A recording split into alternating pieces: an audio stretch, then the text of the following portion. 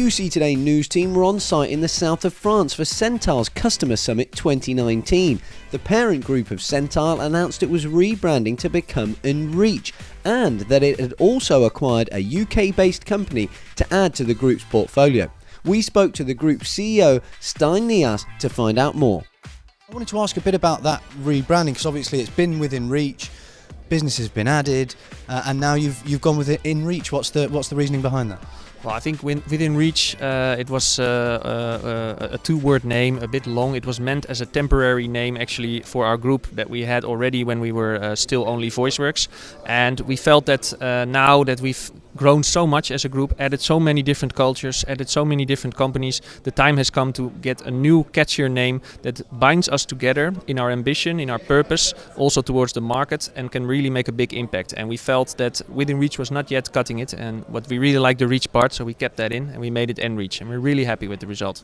In your presentation this morning, you were talking about how Enreach, it maintains a bit of the ethos of the previous group, doesn't it, in terms of accessibility of solutions and some of the philosophies that you had previously?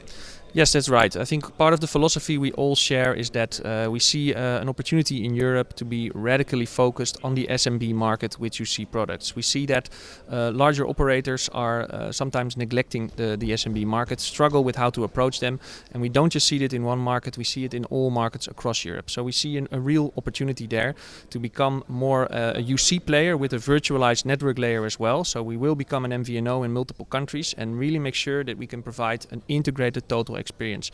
And this is the opportunity we see to make sure that we bring this within Reach or Enreach of also the small to medium businesses and not just large enterprises. We think small to medium businesses can be the frontier of innovations and not the afterthought. And we also see that they are more open to test new technologies and also are demanding a more radical consumer grade user experience for enterprise level reliability. And this is the opportunity we want to seize. Yeah, and you were clear on stage that your goal is to become Europe's leading unified communications as a service provider, and with that in mind you also announced some other news of an acquisition of a UK-based telephony firm, Network Telecom. Yes, that's correct. We're very proud that we now finally are able to take a step into the UK market. We consider it impossible to be a European UCaaS champion without Britain, at least for now. But we really still part of Europe for the moment. Exactly. But you're also one of the most challenging UC as a service markets. There is a lot of players there. There's also a lot of people selling similar solutions. So we still see a big opportunity there. So in Britain itself, using the volume and the sales force we get from Network Telecom, we will tailor our platform more and more towards the UK market for the best and perfect market fit. We will also use the volume of Network Telecom to make sure that we are able to provide the complete spectrum, including the MVNO services in one package, go beyond what's possible right now in terms of fixed mobile integration, also in the UK market, and then with our own technology become the biggest also in the UK when we're talking about players who bring their own technology to the market. And I think that's something where we really shine. I explained on stage, our purpose is to create contact magic. We think we are really a creative company. We love to create a different user experience for the customer, and we feel that we can best do that by also building our own platforms, but not one platform for the entire European market, but well, it's one platform, but with different customizations, different possibilities per market. And the only way to do that is have a successful go-to-market organization in each country who brings us that input. And we're really happy that we can now work with Network Telecom on that.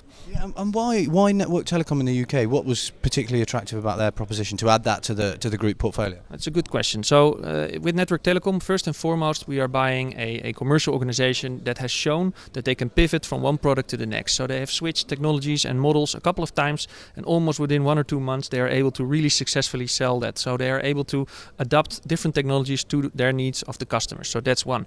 And two is we don't want to buy companies that are selling a Me Too product. As I shared, we are not a Me Too player. We want companies that differentiate. This can be on the basis of product, it can be on the basis of customer service.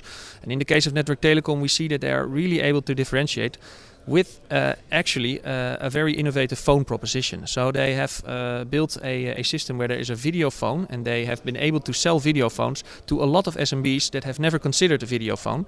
But by making a really easy to use system, also adding their own apps onto the video phone, they are able to bring video telephony to the SMB in the UK quite successfully. And we were very impressed with that because video phones have been here for a long time. I remember one from 10 years ago.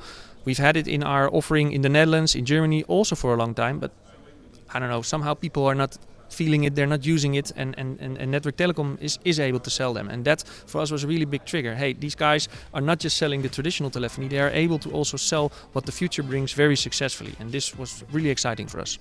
We then caught up with InReach's CCO, Ralph Ebbinghaus, to review his presentation at the event, which focused on the importance of the channel market for InReach. There's a balance to be struck between partner and direct business, and Ralph explained how InReach's partners always take priority. I wanted to talk to you about a couple of aspects of the presentation that you did at the summit earlier on this morning. And you were talking about the importance of the channel and your service provider community in each of the different regions. So I just wanted to understand why that's so important to the InReach group. Yeah, I think we as a group, so we facilitate many different relationships in the different countries. So we are selling our products and services through service providers and carriers like the Deutsche Telekom, the Eliza, the Unity Media, and others in the different countries. And we, let's say, I think from the origin of the different groups, so we have a very strong reseller DNA. So and that's I think that's something, let's say, which makes us very strong, that we support the business model of resellers here a lot. So and that's, I think, something, let's say, which is important, and all the channel surveys shows that let's say we as a group, so we let's say we listen to our partners, and we work together with our partners very closely, let's say to let's say increase our business here. And it's the vast proportion of the group's business is done through partners, but you do also have direct models in certain aspects and certain regions. So, and you were talking this morning about why that's important as well, not just to have a channel-based model. Yeah, exactly. So we also have direct models in some countries, and I think having a direct model is also, let's say, very important to have this direct customer feedback. So to work with customers directly, and we always make sure that the direct model is not in conflict with an indirect model. So because that's very important, because we really, let's say, value and honor the business model of our partners and resellers. So we always make sure that the direct model is not conflicting with the indirect model. But it brings us a lot of benefit in terms of, let's say, having this direct contact to the end user, understanding what the end users are thinking. That's something which makes the product better, and that's something, let's say, which makes our proposition better. And that's incredibly important, because effectively you need to be able to leverage the information. You're working in so many different regions, and the European market has so many nuances. It's very important to understand how each different region, whether that's the UK with the new acquisition, or Germany, or the Mediterranean, how each of those markets differ. Yeah, exactly. And also I think one thing which is really important, so when you think about, let's say, the markets are very different, so from a perspective of cloud deployment, but also mobile deployment. So I'm really happy, and that's something where we as a group can learn a lot, let's say, from the developments in Scandinavian markets, as, let's say, typically far, let's say, more advanced compared to other markets in Europe. So in US there's specialities in each and every market. So in Germany, so where Swix is originated, so there's clearly, let's say, a preference for, let's say, different models. So the German Mittelstand tends to have let's say, well, still likes on-prem models, but let's say is very much focused on let's say private cloud models, hybrid cloud models. So that's what the Germans like, and you can sell lots of phones. So the phone business very strong in Germany, and also in some other countries. In other countries like Finland or Denmark, the phone business does not play such an important role. More of mobility. Mobility, mobile, that's key. And if you're active in these markets, if you have let's say the expertise and the knowledge from these markets, that makes your offer better, right? So and that's something, let's say, which we try to glue this together in the group. So to have this expertise there, and let's say then thinking about platforms which support that. So and that's something where I say it makes not only a lot of sense, it makes us very strong. So to have the different go-to markets, and not this one size fits all thing. So we are not let's say saying this is a solution and that works in every European market. We say, look, we look at the markets, and we really, let's say, in our proposition we consider the different let's say strengths of the market. Finally, we joined Head of International Sales and Marketing at InReach, Bertrand Porcelot, to find out how the new company will be approaching the various markets it operates in, and equipping its partners to deal with a new wave of competition. I wanted to talk to you. You were doing a presentation before about the sort of international go-to-market strategy for the new InReach group, and I wondered, You were talking about the threat from the US over-the-top providers. What's the new group's response to that?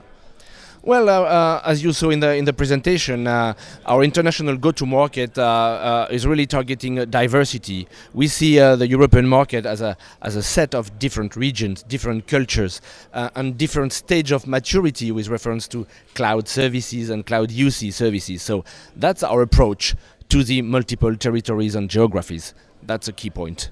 Do you think the way that the group has grown with the mergers and acquisitions of companies that specialise in those local geographies gives you an advantage in terms of that local knowledge of those different markets?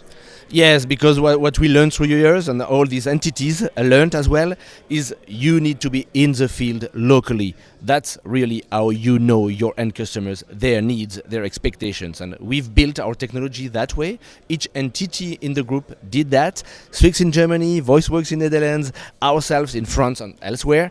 So that's really a key differentiator. Learning from that, putting that into the product, not trying to fly a one-size-fits-all approach across the Atlantic, just as a note. And the final thing I wanted to ask you about is Project Infinity. See if you can give us a little bit of a teaser about what that's going to involve.